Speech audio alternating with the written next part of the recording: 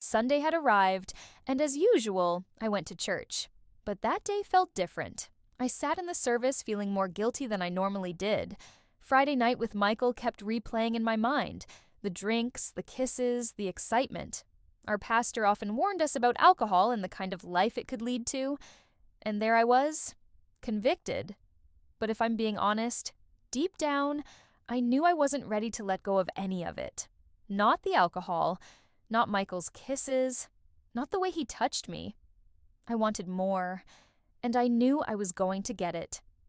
By Monday, I was more than ready for classes. I couldn't wait to see Michael again.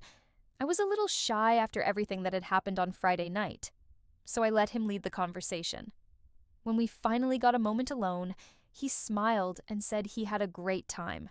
Then he told me I was sweet and a great kisser. I won't lie. I felt proud. That was my first kiss ever, and hearing him say that made me feel like I had passed some secret test of adulthood. From there, our relationship moved fast. We stayed behind after classes more often.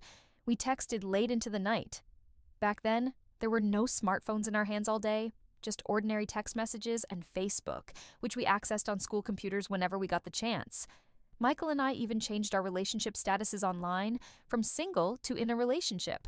People congratulated us. He went a step further and changed his Facebook profile picture to a photo of me.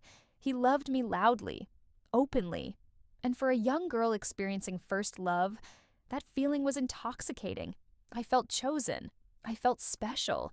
I felt on top of the world. Slowly, I started loving the things Michael loved, his favorite foods, his style, his music. That was when he introduced me to Ghetto Radio and their dance hall show. The presenters were hilarious and spoke in fast, playful sheng that made every show entertaining. There was a segment where listeners could call in, request songs, and send shout-outs. Michael never missed the chance. Every Saturday, he would call and dedicate songs to me.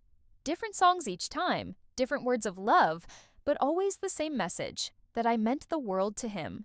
It may sound small now, but back then, it felt huge. Michael was my first love, and I can honestly say it was a soft landing into romance. But music has power, and some of the dancehall songs he loved were bold, suggestive, and unapologetically grown. As I listened more, my world began opening up to new language, new ideas, new curiosity. I found myself drawn to artists like Conscience, while Michael loved Vibes Cartel. Sometimes he would dedicate songs that made me blush, songs full of meanings I was only beginning to understand. And with every passing day, curiosity grew inside me. I was no longer just discovering love. I was discovering desire. And in my young mind, there was only one person I wanted to explore that world with: Michael.